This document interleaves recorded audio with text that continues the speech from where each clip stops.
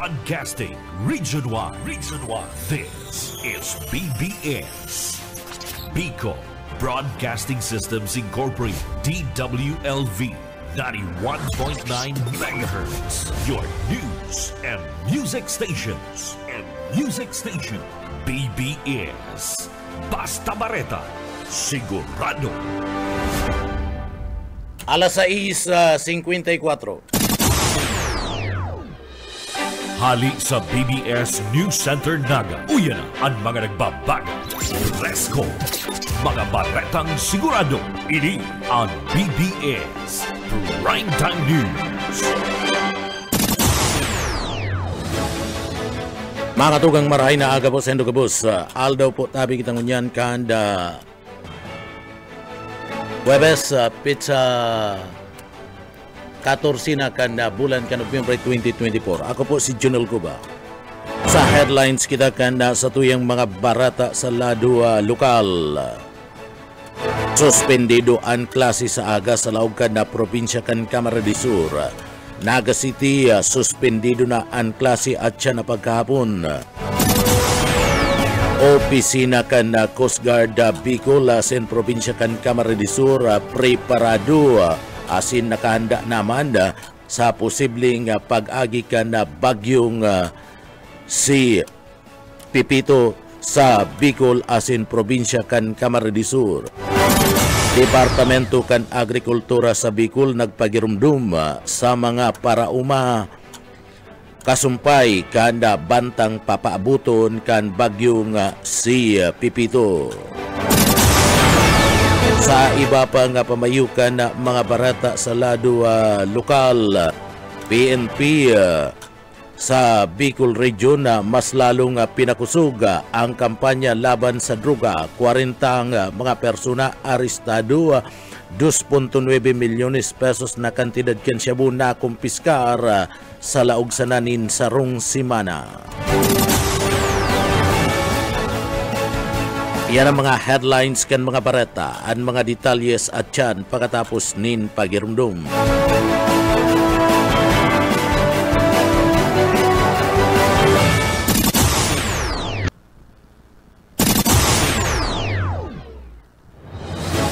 Mga tugang liwata, marhay na aga po sa Endogabos.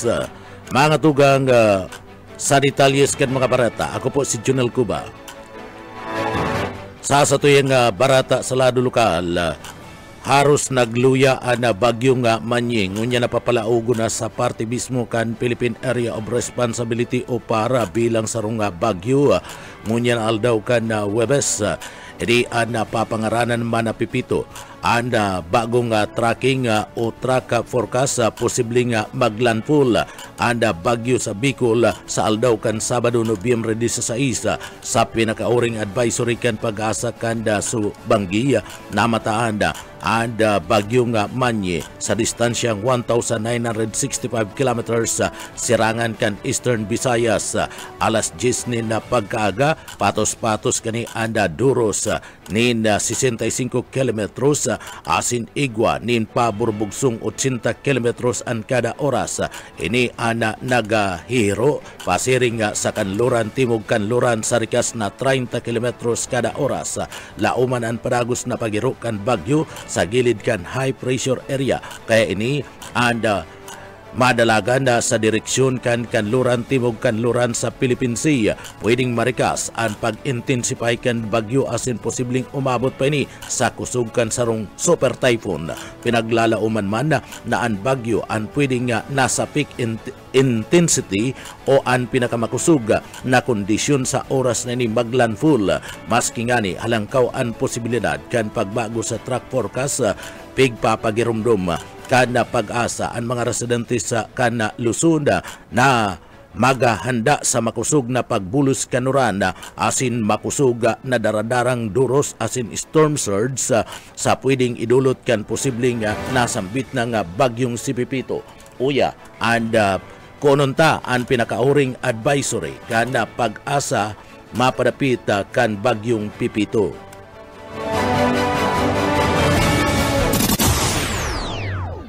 Po natin na mabilis po siyang lalapit sa ating kalupaan sa mga susunod na araw. Possible po na maramdaman po natin yung epekto niya this coming Friday evening or sa darating na weekend. So as much as possible po ay paghandaan na po natin yung paparating na bagyo. So alamin po natin yung magiging pagkilos po nitong bagyo at yung mga areas na posibleng maapektuhan nitong papasok na si Bagyong Manny.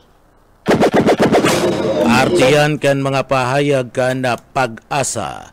Sa iba pang detalyes kan na sa tuyang mga barata pakita sa lado lokal. Sa pinakusog na kampanya kan na Philippine National Police o PNP digdi sa laog kan na Bicol Region kontra sa illegal drugs. 40 na aresto asin uminabot sa 2.9 milyones pesos na kantidad kan shabu.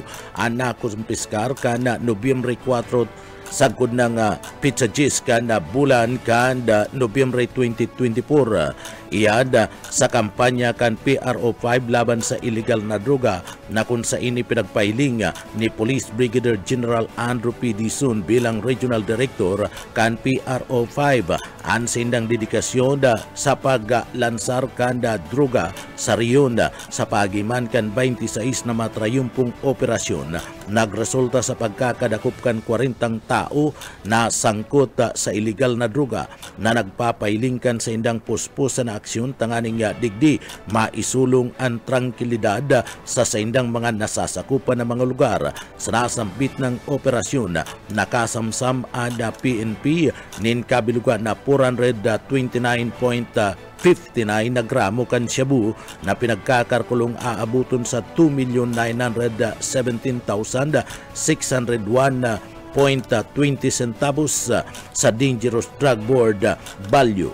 An matrayumpong pagkakasamsam kan araw kaning dakulang kantidad kan droga padagos kana sa indang determinasyon na digdi darakupon ang mga persona na involto sa partibismo kan pagtutulod o pagpapabakal kan shabu o anuman na klase nin illegal drugs. Ang PRO5 paragos na nagsusunod sa mga direktiba ni Police General Romel Francisco Marbil, Chief kan PNP, na digdi itaas ang seguridad asin kaligtasan kan publiko gikan sa gabos na operasyon sagud ng sa kada pagsugpo kan illegal na aktibidad pigpapailing kan PRO5 an sa indang kubrent asin dedikasyon sa pagduhol nin mas ligtas matrangkilong kapalibutan para man sa mga namamanwaan na sakop kan Bicol Region.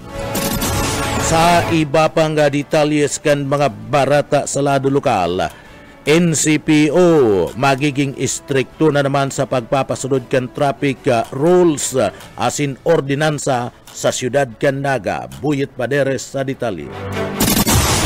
Ibabalik kan Naga City Police Office ang pagpasunod kan mga traffic rules asin Naga City Ordinances na may kaugnayan o arong ka na Will Club Ordinance, pagsitar sa mga nagdodouble parking, mayong suulot na helmet, mayong lisensya, asin iba pang pagbalgar sa batas mantang nagmamaniho. Ini ang pinagsiguro ni Police Lieutenant Colonel Chester Pumar, spokesperson kan NCPO bilang aksyon naman o naman sa mga violators ng mga driver asin motorista na yaon sa syudad, huli naman sa pagbalik sa normal na sa gabos pagkatapos kan Bagyong Christine. Sigon kay Pumar, igwa na sindang gilibong pagsitar kasabay sa pagpagirumdom sa mga driver na perming magsunod sa mga nakapalaman sa batas trapiko para dahil magkaproblema asin makasalbar sa disgrasya. Para sa BBS News, Boyet Paderes. BBS, Basta Bareta, sigurado. Sa iba pang detalyes kan mga barata sa lado lokal, pinagdeklara na kan gobyerno provincial kan Camarines Sur na mayo nin laog sa klase ang gabus na libilo o gabus na mga estudyante sa laog kan na probinsya kan Camarines Sur poon sa agang Biyernes. Sa pigpaluwas na memorandum kan gobernador kan na probinsya kan Camarines Sur, sabihan kani ang gabus na alkalde LDRRMC chairperson barangay captain BDRRMC asin manda an school heads kan public and private school suspendido ang gabus na klase sa gabus na libelo sa publiko asin manda sa pribadong eskwelahan epektibo iyan na sa agang Biyernes, Nobyembre 15, sigun kaya sa pinakauring dispatso kan na bareta gikan na sa Pag-asa, subuot maabot anda bagyo asin malaog sa Pilipinas sa agang Nobyembre 15, 2024 asin na mamamatian kani anda makusog na duros sering na pag-uuran asin na pwede subuot na ini anda maglanpol sa Sabado nga pagkabanggi o Domingo ni na mag-umagahon na pagarmaan sa kasuguan kan gobernador kan na probinsya kan na Camarines Sur, sinusugo kaniya na anda gabus na mga pamilya ang kinakaipuan na magasagibo o magapreparar para sa pangapudan na magkaigwakan pinagaapod na preemptive evacuation. Sering man ang gabus na mga local government unit ang kinakaipuan na makipagkoordinar ng unyan sa Departamento kan Edukasyon para sa preparasyon kan sa indang mga school building asin man mga pasilidad para sa temporaryong evacuation center. Sering man ang Department of Education and magkaigwakan na pinagaapod na safeguard asin na i-relocate ana sa inda mismong mga educational materials asin equipment para maprotektaran asin day matawan nin ano man na pagkakaraot na pwedeng idulot kan epekto kan bagyong Pipito. Sa iba pang detalyes kanda sa tuya pang mga barata sa lado lokal, pabalik-balik na basura sa sentro kan Siyudad Canaga ibinabasol ngunyad sa mga establishmento. Daryl Banyas sa detalye. Maabot na ngunyan sa asa sa 11,000 na toneladang basura ang inisyal na kabilugan na nahahakot na kan Solid Waste Management Office in Naga linuli man sa epekto kan Bagyong Christine sa syudad. Sigon sa pamayukan na sinambit ng opisina na si Engineer Joel Martin, masingani kan mga nakalihis na aldaw, naghuros naman ang numero kan mga nakukolektang basura, mayong hutahot ang ginigibong paglinig. Pero man paghakot ng lokal na gobyerno, katuwang ang iba pang ahensya, tangarig na mahali na ang kadaklan na may mga parong na, asin mababatang basura, siring man ang laboy. Mientras tanto, nagpahayag manin pagkadisganaran opisyal sa mga establishmento sa kasentruhan kan Naga na rason subuot kan pagkakatambak liwat in basura matapos malinigan na kang LGU. Sinabi pa kan opisyal na question kaini sa mga na-schedule ang pagluwas at pagtambak nin basura, tangarig na maasikaso tulos kan lokal na gobyerno asin pakirulay kaini na kung pwede ilaog naman mo na sa sako. Ako dami ka para tarambak na dyan sa sentro kan Naga. Nainot na kainila sigurarman kan SWMO na kaya pa kan mga landfill sa upper barangay ang mga nakukolektang basura digdi sa sentro kan Naga. Sa ngunya nagapadagos pa ang paglinig sa syudad asin paghakot kan mga basura na pagkaagada igwana naman ningaro na mga bukid na basura sa sentro kan Naga. Dagdag na bareta sa lado lokal, Daryl Banyas, Basta Bareta, sigurado. BBS, Basta Bareta, sigurado. Sa iba pang detalles kan mga barata sa lado lokal, suspendido na ang klase sa laog kan Siyudad Canaga poon alaunanin pagkahapon at siyanda bilang iyada pag-aanda sa posibleng pag-agi kan bagyong Manny o Pipito sa laog mismo kan Bicol Region, partikular na sa probinsya kan Camarines Sur asin man Siyudad Canaga.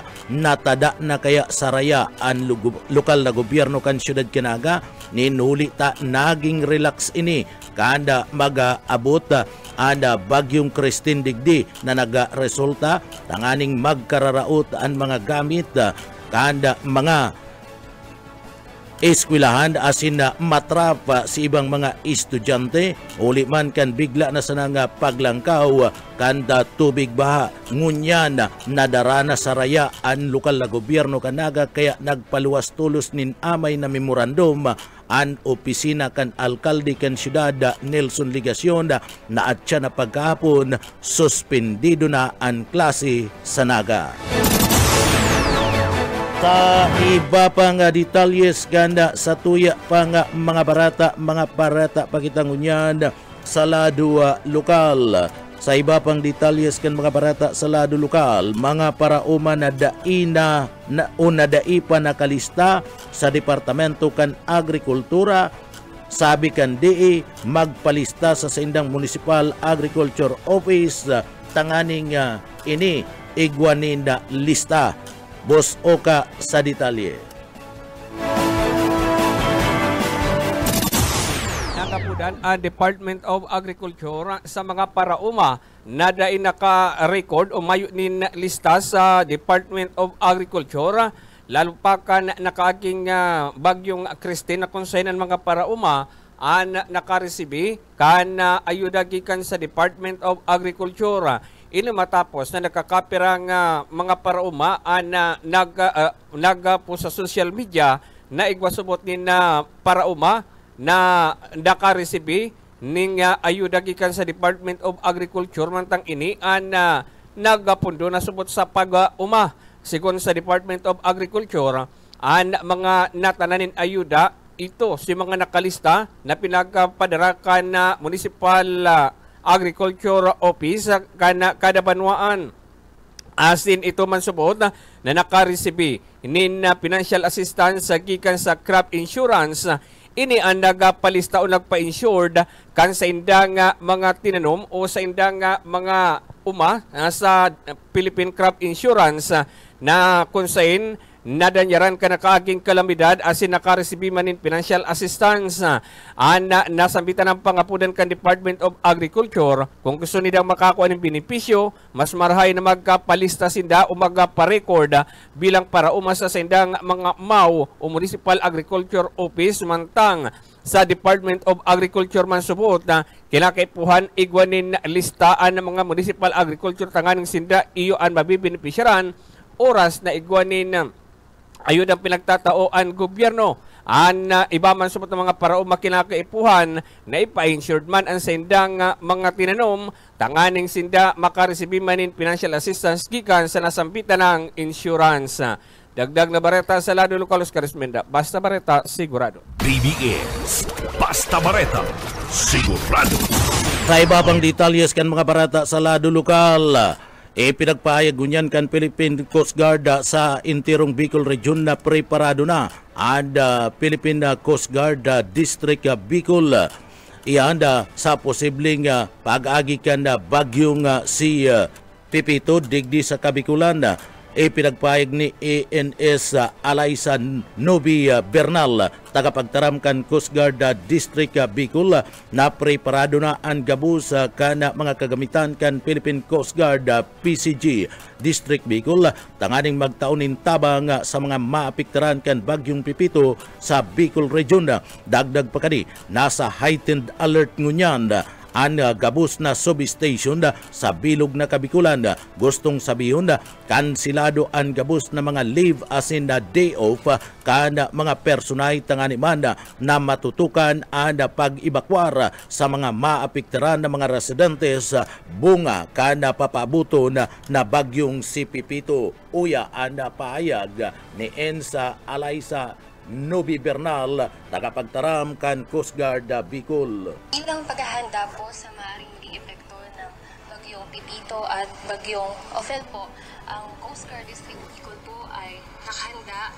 Kahapon lamang po ay siniguro na po ng aming mga personnel na ang aming mga deployable response group ay nakahanda at ang complete na gears po na aming dadalhin para po sa pagresponde ay kompleto na rin po. Mula po sa Coast Guard District Bicol, meron po tayong mahigit 28 plus po na iba't ibang klase ng floating asset at water assets po. Kasama na po doon ang rubber boats, high-speed response boat, aluminum boat, and yung ating pong rigid hull inflatable boat po. Partiyan ka na mga pahayag ni Ens Alaysa Nobi Bernal, ang tagapagtaram kan Coast Guard sa intirong Kabikulan, mapadapit man kan sa indang paghahanda. Iba pang detalyes kanda sa tuya pang mga barata pakitangunyad sa lado lokal. Sa iba pang detalyes kan mga barata sa lado lokal.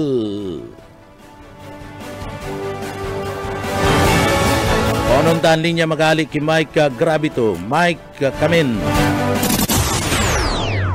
Niduli na banda sa tiga lalauman at pinagandaman na pag-abot ka na bagyong Pipito. Yan na weekend, may pa nagpapagirumdum na asin naglibot na ang mga barangay official kan barangay del Paon asin man sa barangay Karnan, Sabadoan kan Pasaka o Camarines Sur. Sipulo barangay Mali Buntili ang nagpaisina sa iyang mga kabarangay na si mga residentes na yaon sa gilid kan dagat asin duman sa gilid kan salog an amay pa sasabihin na kaya na punong barangay na magandam asin kung kinakaipuhan tulos na mag-evacuar antes pa man ay napag-abot ka na bagyong si Pipito. Siring man ang naging sitwasyon dyan sa barangay Karnan kung saan mo niya na amay na pagkaaga, nagabandilyo na asin naglibot na si barangay Kapitan Randy Latosa tanganing paabutan asin na pagirumdumon ang mga residentes partikular duman sa may sitio Sarimao asin man si mga yaon libis sa may zona 4 sa gilid ka na baybayon na ang mag-ini, antes pa man ang pag-abot kan bagyong si Pipito ang magdumana sa evacuation center, partikular dyan sa eskwelahan kan Juan F. Terminio, asin man sa Karanan North Elementary School, ang tanganing ang mag-ini ang makaiwas sa posibleng pag-terakula kanalon, asin man na pagbabaha sa gilid kan salog kung saan haranis ang sa indang mga residentes pinagsyertuman kana duwang mga barangay official na igwa din paabuton na tabang gikan sa lokal na gobyerno suporta kanya provincial government sa pamamagitan ni Governor Luigi Villaparte asin man ni Congressman Elray Villaparte maging kanya DSWD na itatao sa mga residentes kana unang bita ng mga barangay. Para sa serbisyo publiko si Mike Gravito, Basta Bareta, sigurado. BBS Basta Bareta, sigurado. Sa iba pang detalyes kana sa tuyang mga barata sa lado lokal, nagpagirumdum ngunyan ang Department of Agriculture Bicol sa mga parauma, kasumpay kan posibleng baging epekto sa pagtama kan bagyong Pipito sa sektor kan agrikultura sa Bicol Region. Ansabi kan Departamento kan Agrikultura na anihon na ana mga panamnon na mga paroy kun ini yaon na sa 85% ang pagkainog kani asin na mga panamnon na mga mais kun ini uminabot na sa 85 sa gunang 90% anda pagkainog ka na sambit na nga bunga kan mais. Dagdag pa kanahin siya na itago sa mas halangkaw na lugar asin na patuson ni na laminated na sako ana mga pinag-aning mga paroy o kaya maanda darawon sa may pinakaraning rice processing center. Pigrekomenda ngunyan kan Departamento kan Agrikultura sa Bicol na i-oktaba na muna ang pagtanom sagkod ng makalis ang sinambit ng bagyo. Taumanda nin abiso anda Departamento kan Agrikultura sa Kabiculan na darahon sa mga aralangkaw na mga lugar ang mga atama na mga hayop urog na sa mga lugar na madali asin na perming pinagbabaha. Sering man ang paglinig kan mga irrigation canal tanganing maiwasan ang pag-apaw kan tubig. Kasumpay kan bagay na ni na inut nang ipinagpahid kan Departamento kan Agrikultura sa Kabiculan sa gabus na mga parauma na rehistrado sa RSBSA asin crop insurance kan Philippine Crop Insurance Corporation na makakaresibisinda kan pinagaapod na indemnification kung ingkaso matamaan kanda bagyo ang mga panamnon asin maging ang mga atama na mga hayop siring man naka-preposition na naabuton sa 471 million pesos na hybrid rices, corns asin vegetable seeds para sa mga apektadong mga parauma. Sa iba pang detalyes kanda sa tuya pang mga barata pagkitang unyan sa lado lokal. Sa iba pang detalyes kan mga barata sa lado lokal.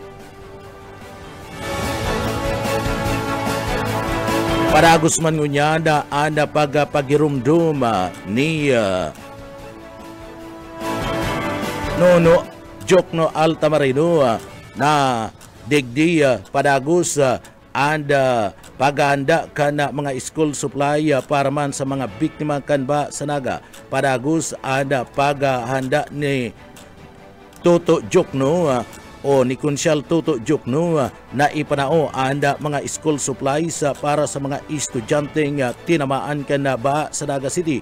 Sabi ni Jokno, matapos ang matinding pagbaha na nagdulot kan dakulang distroso sa mga kagamitan kan mga estudyante, siyaan sa iyang mga katabang ana nagpipirit ngunyan na matabangan ana mga pamilyang mga apektado, urog na ana mga jóvenes na nangangaiponin bagong gamit sa eskwela. Ada mga school supplies an sa presente niriripak asin na ipinapadara sa mga barangay kabali sa mga pinakaapektado kana baha. Patapos naman anda proseso kana paglipak na mga gamit asin pinaglalauman an marikas na distribusyon sa mga estudyanteng nangangaipo. Padagos na nakatutok ngunyan anda grupo ni Kunsyal Tuto Jokno sa mga masunod na mga lakdang tangani man na matabangan ang mga biktima kanda baha siring man anda posibleng pag-abot kanda bagyong si Pipito. Padagos an sa indang ginigibong esforso iyan tangani man na makataunin suporta utabang sa mga estudyante tangani nga makabangon liwat sa saindang pagbalik normal sa saindang pagklase. Sa iba pang detalyes kanda sa tuya pang mga barata sa lado lokal, saro-saro na ngunyan na nadidiscovery kan opisina kan MNWD ang mga leakages sa mga damage sa linya kanda tubo asin transmission line kabali na ang distribution asin service connection kan mga leakages sa parte mismo kanda MNWD. Ngunyan luway-luway na subuot na nalinigan anda abalang paglinig kan siyudad Canaga sa nagkapirang mga lugar. Digdi nakapokus ang grupo kanda leakage team kan MNWD. Iyan tangani man na mapakaray para liwat na maibalik ang normal sa operasyon kan tubig orog na duman sa mga sinasabing grabe ang pressure kan linya. Aminado ngunyanda si Chapi de la Cruz na igwanin mga lugar pangunyanda sa laog Canaga an maluya an bulos kan tubig asin an iba nawawa ran pangani nin supply kan tubig ali sa MNWD. Uya si Chapi de la Cruz kan MNWD. Araw po kayo ni, after po kang clearing operation na pigconducer po kang kang Naga, saro-saro ta pong na-discovery ang mga leakages po na sa yung mga linya, transmission line, distribution, service connection leakages. So, yan po kaya si iba dyan, nagkatarahubang katong mga tambak na basura. So, after po kang clearing operation, sa tuya na po nagkakahiriling sa mga damaged pipes po. So, yan po ang sisibutan man kang leakage scheme na maayos. Tangali pong may balik niya to, so normal na supply kan tubig, so pressure po sa linya, may balik ta po tulos. Sa iga pong mga lugar, digdi po, especially sa Laog kang Silid kang Naga, maluya po ang pressure and then may iga pong nawawaraan ng supply po ng tubig. Yun po yung kausa kang pagpurutok katong mga transmission sa kanila. Ayun po, actually kaya po, during katong typhoon, grabe po tubig dito sa katong mga spring sources, so dakol po si tubig talaga na ibinubuga niya na dahil na kinaya po sa tuyang mga tubo, especially po itong 18 inches sa transmission line na kukusahin po na kay Guaman Toningdig. Ali po ito sa spring sources na. Si Chapi de la Cruz, tagapagtaram kan MNWD. Paglinaw ni Chapi de la Cruz na pinapundukan MNWD ang free-flowing operation kan tubig gikan na sa taas. Iyan pagkatapos man kan selebrasyon kan Peña Francia Fiesta.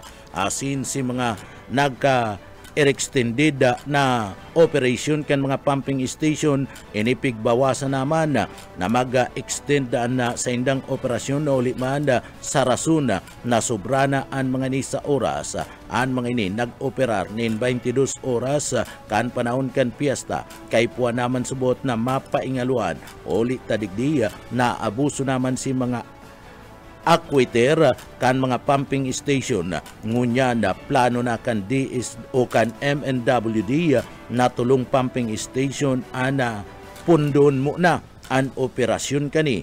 Ang tubig sa mga water spring na source kan MNWD naglangkaw naman ang level sabihan kan MNWD. Uya si Chapi de la Cruz. And then pinapundumingo na po so free flow operation, and then so yung mga naka-extend na mga pumping station binawasan ta naman po na mag-extending operation. Ta sobra na po sila sa oras, halos nag-operate na po sila ng 22 hours katong Peña Francia. Kaya puwanta po papahingaluan sila, naaabuso ta na po itong mga aquifer kang sa tuyang mga pumping station. Actually nga po sa ngunyan, igwa po kami pigihiling na tulong istasyon na kaipuhan pong pahingaluan ngunyan pa panahon. Nahiring naman po na ang mga spring sources nagralangkaw naman po. Kaya nga po sa ngunyan, so itong division chief kang engineer, kang production, kay bahan po si GM, pati si AGM Roque, nagturukad po naman sa bukid para po mahiling ang sitwasyon kang spring sources. Mientras tanto, pag-intindi ang hagad kan manemento kan na mga miyembros o kan manemento kan da MNWD sa mga miyembros konsumidora kan MNWD urog na itong mga apektado kan pagluya asin pagkawara kan tubig. Uli kan na pag-agi kan kalamidad sa ngunyan sigun ki Chapi de la Cruz.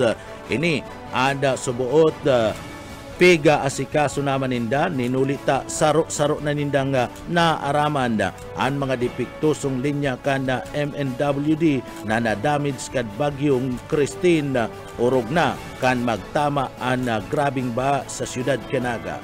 Uya pa si Chapi de la Cruz. Iyo po, kaya ang bigagad bilang po sa satuan konsumidor, iyo po ang pag-intindi ninda na kita po nag-agi sa sarong dakulang kalamidad. Sa ngunyan po, saro-saro may palang na-discover ini mga leakages na mga damage po during the typhoon. Kaya po, saro-saro naman po na piga-arayos po yan kang team. Yan lang po dahil po kami makahirong tultol. Aram mo po ang halos po 90% kang samuyang mga service din sa opisina nagkarulubog po sa baha kay po ang pong arayuson pa ini. Po ang inahagad nilang po sa mga konsumidor, yun po ang pag-intindi nila na kung may pwede po magtarabangan po kita sa mga mga panahon na kung may sobra pong may makusog na bulos po sa mga aldaw ng mga oras ng banggi, magtaga-ipon-ipon muna po sinda. Sarot-sarot na po yan na piga-arayos man ang mga problema po sa supply ng tubig. Ang MNWD huli kan bagyong Christine asin man pagtama kan baha na sinapo kan mga taga-Naga. Manemento kan MNWD nagpaluwas ni na moratorium na dai na subuot mapataw panin penalidad sa mga dai pa nakakabayad kan sa indang muruso sa tubig poon kan Oktubre 23 sa gudnang kan Nobyembre 30, 2024. Anda mayo ninda penalidad na ipapatong kan MNWD. Paano man ma-file ng penalidad? Iningani mayong tubig. Uya ang parte kan mga pahayag ni Chapi de la Cruz.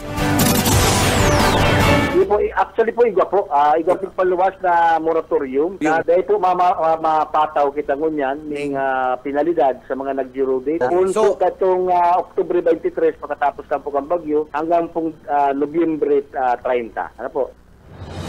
Artiyan kan mga pahayag ni Chapi de la Cruz.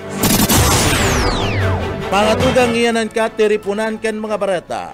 Alas 7. Sa pangarang kan sa tuyong mga nakaibanan sa pagpaabot kan mga barata, yaon dyan kaibanan ta sa Engineering Department si Sir Stephen Pavis, Chief Engineer Ariel Camarote, mga tugang ako puan sa indong para barata si Junel Cuba, mabalos kan sa indong pagantabay. Salamat mapasatuya pulugod, an biyaya asin bendisyon kan mahal na Diyos. Basta barata, sigurado. BBS, Basta Bareta, sigurado.